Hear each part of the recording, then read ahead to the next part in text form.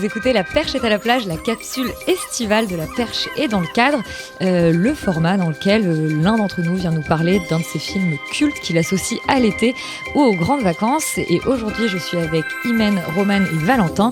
Et on va parler du film de Romane, La Belle Saison de Catherine Corsini. Lorsque vous conduisez une voiture, vous appliquez le code de la route. Les femmes enceintes, leurs passagers, c'est la vie. Mon corps n'est pas une voiture.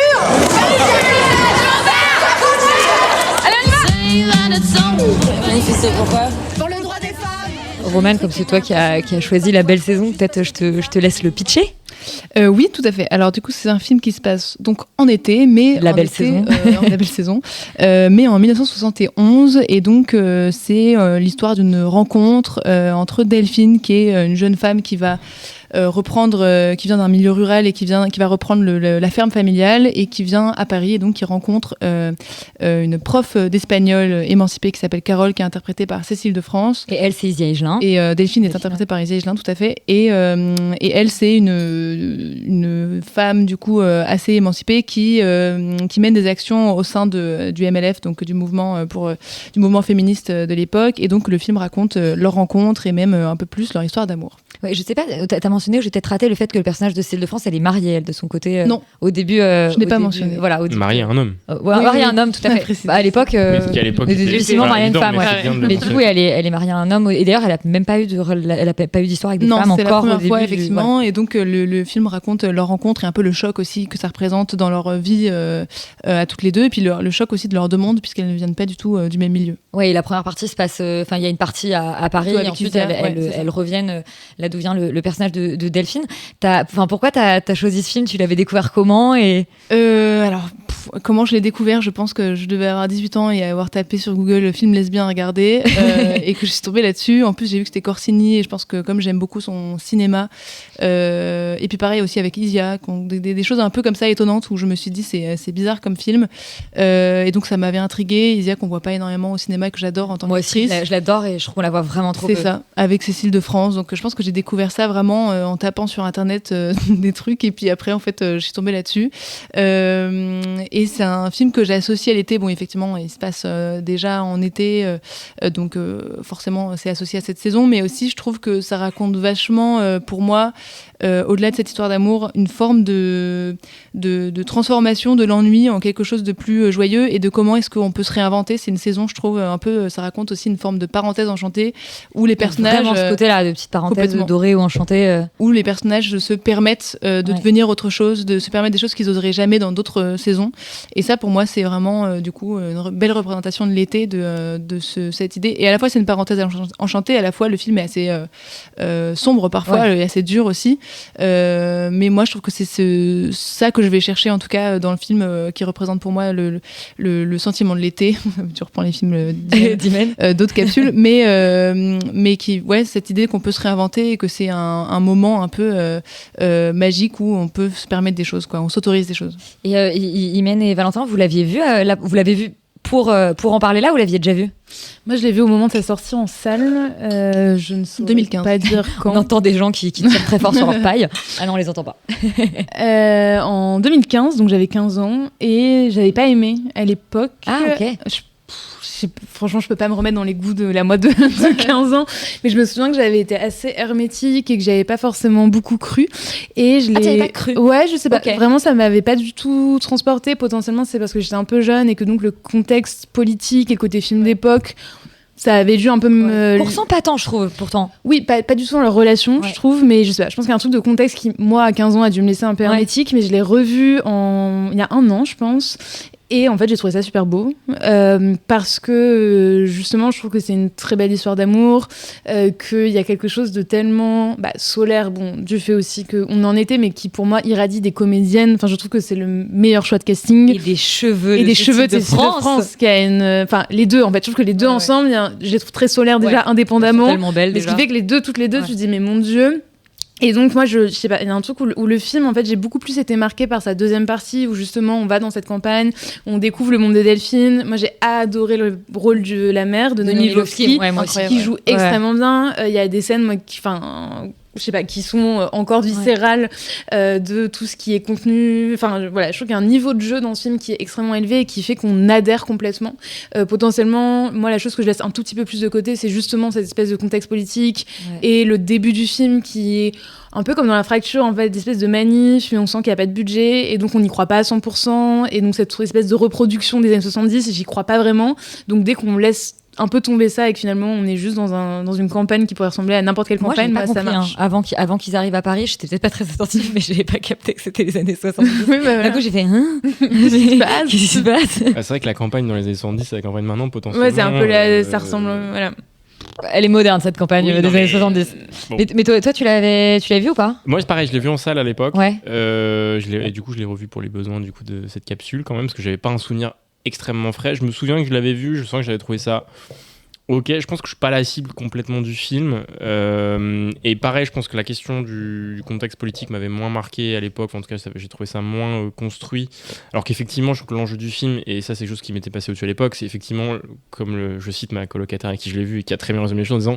C'est le gros problème du film, c'est l'absence de conscience de classe du personnage de Cécile de France. Oui. C'est totalement ça le problème du oui. film et l'enjeu du film. Je pense que ça m'avait passé un petit peu au-dessus de la caboche à l'époque. Je trouve que c'est assez bien traité pour le coup. Ouais, ça c'est Surtout plutôt... dans la deuxième partie. Ouais. Dans la deuxième partie, c'est mieux. Effectivement, moi j'ai un problème avec le didactisme de la première partie, des premières répliques qui me crispent beaucoup parce que tout est vraiment fait pour planter le personnage comme transfuge, en tout cas comme hermétique à son milieu de départ et en même temps mal à l'aise dans son milieu d'arrivée. Enfin, il y a vraiment un truc que je trouve très scolaire pour pouvoir passer à autre chose. Elle expédie le truc de ok, c'est les années 110, ok, elle est dans telle situation, ok, elle va rencontrer telle meuf. Et en fait, après, on part vraiment sur le vrai sujet du film qui est effectivement cette histoire d'amour qui là pour le coup déploie des choses plus intéressantes et qui repose effectivement sur la direction des acteurs, des actrices qui sont super. Et sur aussi, je trouve, ça c'est super chouette, je trouve que le filmage des corps est incroyable. Le fait de prendre la liberté de filmer des corps nus beaucoup, et en vrai de cette manière-là, je trouve que c'est vraiment chouette, assez culotté et vraiment gracieux quoi. Il y a un truc vraiment, il y a une recherche de presque de picturalité par moment qui vraiment est cool quoi, qui vraiment est chouette. Et je te rejoins et je vais te poser une question, Roman, là-dessus. C'est que je rejoins Valentin sur le côté peut-être un peu didactique du film par moment, et où moi je me suis dit, tiens, c'est marrant, comme par hasard, le père a une attaque, le machin. Il y a 2-3 trucs où t'es là, bon, c'est vraiment pour la faire revenir à ce moment-là, etc. Enfin, il y a un peu des éléments comme ça. Et en même temps, moi, il y a un truc, effectivement, qui m'a assez plu. Alors, je veux évidemment pas spoiler la fin du film, mais c'est que finalement, je trouve que ça raconte leur histoire d'amour, mais ça raconte aussi comment cette histoire d'amour, le temps, en tout cas, de cet été-là, va vraiment les envoyer chacune, enfin, va faire que leur trajectoire personnelle va évoluer. Et c'est ça aussi, je trouve, les histoires d'amour. Et moi, j'aime bien dans les films quand on me raconte pas qu'une histoire d'amour, c'est 2 personnes forcément pour la vie et forcément contre tout, etc. Mais que c'est aussi des histoires qui font avancer des trajectoires personnelles. Est-ce que toi, c'est aussi ça qui t'a plu dans le film? Oui, complètement. Et d'ailleurs, quand je le pitchais, c'est pour ça que je disais que c'était plutôt une rencontre, parce que je trouve que c'est, enfin, bien sûr que c'est une histoire d'amour, mais je trouve que le film va un peu au-delà, puisque effectivement, ça va un peu plus loin. Ça raconte, je sais plus sur la temporalité du film, mais c'est assez long en vérité, et ça raconte vachement, je trouve, l'impact. C'est pas si long. Hein, c'est que la fin, il saute quand même. Ah oui, voilà, la toute fin saute 3 ans. C'est pour ça que je veux pas spoiler, mais en tout cas, le film va un peu plus loin que juste un temps restreint de leur rencontre, etc. Mais ça, c'est aussi l'impact en fait de leur rencontre. C'est pour ça que je parlais de ça. Moi, je trouve ça qui est extrêmement beau. Et le film raconte vachement leur émancipation. Tu parlais de la façon dont elle filme les corps. Moi, je trouve que c'est ça qui est extrêmement beau aussi. C'est comment elle filme de corps qui se libèrent un peu de scène en scène, parce que tu regardes le début du film et la fin, elles ont pas du tout la même manière de marcher, même dans encore une fois le jeu d'acteur. Et même de se côtoyer, c'est-à-dire en tout cas les scènes d'amour sont pas du tout filmées pareil au début et à la fin. Je trouve que c'est des choses qui sont extrêmement belles, et puis il faut se remettre dans un contexte où on est en 2015, donc c'était il y a 10 ans en fait déjà, donc en termes de représentation il n'y avait pas forcément énormément de choses qui représentaient ça, donc moi je trouve que c'était aussi un énorme choc en fait, juste visuel, de voir ça avec des actrices qu'en plus j'identifie, que je connaissais déjà, que j'avais déjà vu dans d'autres films, que je voyais dans des concerts pour Isia, enfin des trucs comme ça. Je trouve que ça m'a fait aussi quelque chose de voir ces images-là qui étaient complètement manquantes, en tout cas de mon côté. Et puis c'est un film qui, je trouve, vous parlez de l'époque, je trouve qu'effectivement il y a plein de stéréotypes dans le film, il n'est pas exempt de défauts du tout, mais il reste une forme de tendresse et quand même je trouve un peu d'un truc malin parce qu'il veut pas, il raconte quand même un petit peu l'époque à travers cette histoire d'amour et il traite plein de sujets de manière assez moderne en vérité, parce que quand tu l'as dit, Cécile de France a un mari, donc pareil, sans spoiler, il a des réactions qui sont inattendues par rapport à ce que t'attends de ces années-là, à ce que t'attends de la représentation de ces années-là. On a effectivement tout l'aspect militant aussi du film qui est développé, parce que du coup on est dans la MLF et donc plutôt que de raconter à la fin de la pilule, mais on a aussi le traitement typiquement de l'ami homosexuel de Laetitia Doche qui je sais plus, il a comment on appelle ça, il le bourre de médicaments et ils ont même peur qu'il lui fasse on l'a mis en lobotomie. C'est ça, et donc un peu une mission sauvetage de cet ami-là, et c'est un personnage qui est secondaire, Laetitia Doche, mais qui est absolument hyper touchante dans le film. Enfin, t'as vraiment envie elle irradie. C'était avant en plus qu'elle soit assez connue, etc. Donc je trouve que le film arrive quand même à traiter énormément de sujets avec beaucoup de tendresse et avec beaucoup de modernité aussi. Donc tout ça sur la façon de s'émanciper. Et pareil, un cliché qui détourne un petit peu parce qu'on parle de un peu le côté urbain vs la ruralité. Et je trouve que plutôt que d'avoir fait une Cécile de France émancipée, lesbienne et féministe, en fait, elle est avec un mec et elle est assez dans des carcans alors qu'elle est féministe et qu'elle est à Paris. Et de l'autre côté, en fait, on te montre que Isia Higelin, elle vivait déjà son homosexualité là où elle était, et que en mais fait, cachée par contre. Bien sûr, et avec une fille qui, au début du film, on découvre qu'elle va se marier, la fille avec qui elle a une relation au début du film. Mais avec plus d'intelligence aussi politique finalement que Cécile de France, qui est du coup très frontale et a du mal à envisager un univers politique ou un univers social qui soit pas le sien, et du coup c'est hyper intéressant. Exactement. Toutes les, parce que je parlais de la violence aussi du film, je trouve que les scènes d'embrouille, moi ça me reste énormément en tête aussi entre elles. Elles sont assez prenantes, parce qu'en effet tu vois les carcans que t'as pas imaginé au début du film, parce que tu vois une Cécile de France rayonnante et un peu provoque, et puis en fait à la fin tu te dis en fait il y a quand même des trucs qui vont pas non plus, après, et Isia qui vient un peu réveiller ça aussi chez elle, quoi. Mais ce que je trouve intéressant, c'est qu'après le personnage de Cécile de France, c'est vrai que moi il y a plein de moments où je me disais mais enfin genre regarde ce qui se passe sous tes yeux, et en même temps je trouve que si on se met 2 secondes à la place du personnage, on se dit elle était dans cette relation avec ce mec, elle avait son histoire avec ça. Il y a quand même un moment du film où en fait elle lâche tout ce qu'elle a pour cette histoire d'amour, et donc c'est vrai qu'il y a quand même elle fait un saut à l'élastique, quoi. Il y a un truc où et donc derrière effectivement elle se dit que si jamais cette histoire débouche sur rien, elle a un peu tout sacrifié. Donc il y a aussi ça quand même, ça. Oui, mais elle est cruelle. Mais le problème c'est que elle fait peser sur les épaules de Delphine le choix qu'elle a elle-même fait. Donc c'est là où je la rattrape pas complètement, mais je trouve que c'est là où les personnages sont moi j'aime bien quand les personnages sont ambigus. Et alors j'ai pas du tout la même connaissance de ce pan-là de cinéma que toi. Moi j'ai jamais tapé cinéma lesbienne sur Google. Est-ce que c'est un film qui quelque part a fait date, ou a fait peut-être des enfants ensuite par la suite. Enfin toi, est-ce que ça reste un film, tu vois, de référence? Tu disais en 2015, il y a 10 ans qui ont passé. Est-ce que dans la découverte, quand tu tapais ça sur Google, il y en a d'autres après qui t'ont autant marqué, ou celui-là a quand même vraiment une place à part? Je pense que c'est vraiment, en tout cas à l'époque, c'est celui qui m'a le plus marqué et que j'ai trouvé le plus fou en termes de traces que ça laisse, etc., par rapport au reste, où c'est soit j'ai l'impression que c'est les films soit plus pudiques, soit plus clichés que je voyais autour. Il y avait La vie d'Adèle, mais c'était aussi un peu différent. C'est avec La vie d'Adèle, c'est 2012, donc juste avant. Ouais, mais alors, ouais. Et il y avait un autre film, mais ça, j'ai pas vu. 2013. Peut-être. Ouais. Mais c'est vrai que j'ai pas du tout rapproché les. Enfin, ça n'a rien à voir. Non, mais c'est ça. Je me souviens qu'à l'époque, c'est même 14. Non, 9 c'est octobre 13. 2013. Ouais, c'est 13. Mais je me souviens qu'à l'époque, ils étaient un peu rapprochés, parce que finalement, ils sont sortis à 2 ans d'écart. Et sauf que, mais c'est vraiment des souvenirs vagues de moi quand j'avais 15 ans, de gens qui disaient justement, ça, c'est en parlant de La Belle Saison, c'est un film qui est fait par une femme lesbienne, en fait. Donc, qui fait un peu ce qu'elle raconte. Donc, je pense qu'il y a quand même eu, vu que c'était les 2 films un peu connus, entre guillemets, à ce moment-là, qui représentaient une histoire d'amour, ni plus ni moins.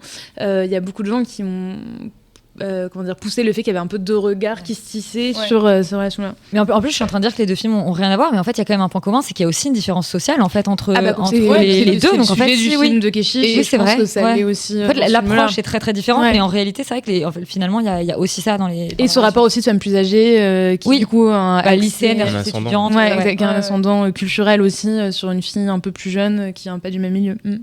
Oui, c'est vrai qu'en fait. Et après, je sais pas quand est-ce que Carole est sortie. Carole, c'est 2015. 2015. Ouais, donc en fait, il y a eu quand même le personnage de. Je me suis toujours demandé, du coup, Cécile de France s'appelle Carole dans le film. Je me suis toujours demandé si c'était pas aussi un peu un hommage, on va dire, parce que le livre pour le coup existait déjà. Donc effectivement, je pense que Corsini, elle a pas fait ça non plus de manière complètement arbitraire. Et je pense qu'il y a aussi énormément de militantisme là-dedans et dans cet acte de vouloir montrer ces corps-là de cette manière. Alors après, j'ai lu, il faudrait que je retrouve exactement ce que c'est, mais un truc sur Letterboxd ou sur je sais plus quelle critique absolument géniale d'une meuf qui disait qui a pas du tout aimé le film et qui disait un peu genre ça c'est vraiment le cliché, le stéréotype de genre qui représente encore une lesbienne toxique avec une meuf bi ou je sais pas quoi, et ça m'a fait un peu rire de voir, parce que t'as vraiment du coup énormément de regards, parce que un regard beaucoup plus d'aujourd'hui par exemple. Moi je l'ai pas revu pour le coup pour cette capsule, parce que je pense que je m'en souviens très bien, et par contre tu l'as revu plusieurs fois. Mais je l'ai vu plusieurs fois, ouais. Et je pense que par exemple l'aspect c'est assez intéressant, hein, mais l'aspect toxique que peut avoir Cécile de France, bah oui, où quand vraiment même. tu mets ce mot là, enfin à l'époque on ne mettait pas du tout ce mot. Moi je voyais une histoire d'amour très belle avec des problèmes, hein, mais très belle. Aujourd'hui peut-être que tu le regardes différemment, encore une fois parce qu'il y a cette classe sociale, parce que cet âge, parce que Paris, enfin il y a aussi énormément de choses qui rentrent en compte. Âge n'est jamais traité d'ailleurs dans le film. Non, après je sais pas si elle était énorme en vérité. En fait, je sais pas, je suis pas sûre qu'elle ait En fait, le problème c'est que je suis pas sûre que les comédiennes aient une différence d'âge énorme, mais il y en a quand même une où on te présente qui est prof et étudiant. Donc en fait, il y a quand même ce truc là. Je trouve que quand le film commence, t'en as une que tu vois débarquer à Paris comme petite étudiante, et t'en as une qui est prof et mariée. Donc quand même ça te pose un truc où tu te dis qu'a priori elles ont quand même un peu un monde d'écart de ce point de vue-là. La différence quasiment, elle n'est pas discutée entre elles, mais je l'ai plus captée dans le regard de la mère, dans le regard de Kevin Azayas, je sais pas le nom de son Azaïs, je sais pas c'est quoi le nom de son personnage, mais sur justement cette fille qui débarque et où d'un coup on se questionne en fait, parce que justement différents âges, parce que pas du tout les mêmes corps et mais c'est pas texto. Et je pense que effectivement, je trouve ça intéressant le fait de dire aussi que la thématique en elle-même, aussi ces scènes rurales, au-delà de l'histoire d'amour, qu'elles soient lesbiennes ou pas, en fait, je trouve qu'il y a des choses qui subsistent en fait en dehors de ça, dans le cadre qui est posé par rapport justement à cet amant et conduit, par rapport à la mère Noémie Lvovsky qui en fait rejette Carole concrètement, mais en fait pendant un moment aussi ne se rend juste pas compte, ou peut-être ne veut pas voir. On saura pas vraiment, mais ce qui se passe. Je trouve que dans ces scènes-là, il y a des choses vraiment hyper intéressantes qui n'ont rien à voir avec juste l'histoire d'amour ou le militantisme ou même l'aspect queer du film. En fait, genre vraiment, c'est des scènes qui tiennent par elles-mêmes, et je trouve que c'est super chouette parce qu'en fait, le film est plus riche qu'il en a l'air en termes de ce qu'il raconte concrètement. Et ces scènes-là, avec Noémie Lvovsky notamment, sont super. Ouais. C'est vraiment, je trouve, le point fort du film. La scène un peu climax de Noémie Lvovsky, elle est glaçante. Enfin, je pense que tu t'en souviens très très fort. L'espèce de chant d'un coup sur elle où tu comprends qu'elle a entendu quelque chose. J'avoue que moi, ça m'a fait dans la cuisine. J'ai fait waouh. C'est horrible, tu sursautes, t'as trop peur. Mais après, c'est marrant parce que finalement le personnage de Cécile de France, pareil, il est dans une forme de, enfin rétrospectivement, je trouve que dans une forme de provocation depuis le début avec elle, qui fait qu'en fait ça pourrait être un mec d'une certaine manière, il y aurait un rejet quand même parce qu'en fait elle vient imposer quelque chose à un endroit où elle appartient pas, et donc en fait il y a une forme d'intrusion qui est assez agaçante aussi. Et il y a un mensonge, il y a un truc qui mais il y a effectivement, on disait que c'était moins réussi, et je suis d'accord, la partie militantisme, mais je crois que c'est toi, Imen, qui disait qu'il n'y a pas de thunes et on le voit, et du coup il y a un peu trois personnes qui gueulent, etc. C'est pas complètement faux, mais c'est marrant parce que moi je me suis fait la réflexion, je trouve que justement le personnage de Cécile de France, dans son rapport à ça, il y a un truc très adolescent, étonnamment, alors qu'elle est censée être prof. Mais moi au début j'ai même eu un peu un bug où j'étais là, attends, mais est-ce qu'elle est aussi censée être étudiante, parce que il y a un truc presque un peu enfantin où elles sont là, elles scandent des trucs, elles sont pas d'accord, etc. Mais où tu sens, en fait, je pense que c'est parce que c'est le tout début en fait de ça, et donc on sent que c'est un mouvement qui va évidemment énormément grandir par la suite. Mais ça m'a un peu désarçonné, ce truc où t'as l'impression, on les voit, elles sont en train de choisir des trucs, elles s'engueulent entre elles, mais il y a un truc vraiment très ado, alors qu'en fait c'est des femmes qui ont déjà la trentaine. Mais j'arrive pas à me dire, parce que j'ai l'impression que malheureusement il y a pas beaucoup de films qui représentent, je pense, vraiment bien le militantisme, etc. Enfin, j'ai l'impression que c'est souvent un peu malheureusement ça donne des scènes avec des gens qui gueulent et qui s'apostrophent, et c'est je pense aussi parce qu'il y a un choix qui est pas véritablement fait. Enfin, elle choisit de faire cette histoire d'amour, et donc en fait elle a envie quand même de parler, je pense, de ça un petit peu, parce que je pense que c'est quelque chose, à mon avis, je sais pas si elle a vécu cette époque, mais j'imagine assez bien, ou en tout cas qu'elle doit connaître je pense, en tout cas ces mouvements-là. Non, mais elle avait pas l'âge des personnages à cette époque-là. En étant jeune, En étant très jeune. Je la vois bien militer 15 ou 20 ans plus tard. Tu vois. C'est ça. Ouais. Et il y a des petites scènes comme ça, moi, que je trouve quand même pas trop mal réussies. On a parlé de celle de Laetitia Doche, mais par exemple, les moments où ils discutent, parce que toute la scène avec Laetitia Doche, donc le conflit, c'est qu'elle a un ami qui est donc mis en HP, et donc tout d'un coup, il y a une discussion qui s'ouvre entre les militantes de savoir est-ce qu'on le sauve alors que c'est un mec et qu'en vérité, là, on est dans une asso féministe. Et donc, il n'y a pas de place pour les hommes parce que justement, elles un ont choix. cette liberté de ton quand elles sont. Exactement. Et que dans ce cas, et donc il y a une espèce de conversation qui se met en place, qui est assez intéressante, je trouve, qui pour le coup est assez actuelle en plus encore aujourd'hui. Donc je trouve que c'est dans ces moments-là où il y a le militantisme qui ressort et qui est plutôt bien géré, mais malheureusement, je pense que ça passe à côté de la fin. Ça passe, c'est un peu à côté de la plaque le reste du temps parce que ça veut traiter l'histoire d'amour et que. Ouais, en fait, pour rectifier ce que je voulais dire, c'est pas que je trouve ça genre à côté de la plaque, c'est plus que je trouve que typiquement ces moments-là ou les moments à la fin où ça parle de la question de l'avortement, de la pilule, etc., où c'est fait, où ça passe assez bien, c'est plus juste les scènes vraiment où on les voit genre en action ou en foule, où effectivement là je trouve que c'est un peu plus faible. Il y a un côté presque camp là-dedans de le militantisme. Il y a une espèce de mise en valeur d'un folklore presque, tu vois, de militants. Le côté, la scène où elles sont dans un amphi et qu'en fait elles se mettent toutes à chanter d'une seule voix. Si bon. Je pense que cette scène n'est pas arrivée. Mais c'est là où je me pose la question de savoir si c'est pas un peu fait exprès. Parce que je pense qu'il y a un truc où elle a l'intention d'en faire un truc un peu folklorique. Enfin, c'est des Parisiennes entre elles qui sont en train de faire ça. Enfin, il y a un truc à mon avis qui est volontairement un peu critique à cet endroit-là. Vu comment elle a du recul par rapport au personnage de Cécile de France après dans le film, je vois pas pourquoi elle aurait un truc hyper premier degré bourrin en fait. Au début, moi, j'étais très désarçonné. Je me suis dit, mais moi aussi. Mais en fait, au final du film, je me suis dit à mon avis, c'est très volontaire. Et en fait, je pense que c'est en partie volontaire. Ouais. Est-ce que tu as tout dit, Romane, sur la belle saison, ou il y a des choses que tu veux rajouter sur le film? Non, je crois que là, j'ai tout dit. En tout cas, vraiment un film d'une tendresse folle. Et moi, j'adore les films de Corsini. Donc, est-ce que tu vas le revoir après en avoir parlé? Je vais totalement le revoir. Et écoutez, voilà, vous pouvez découvrir ou redécouvrir la belle saison de Catherine Corsini. Et on vous dit à très vite pour parler d'un autre film estival.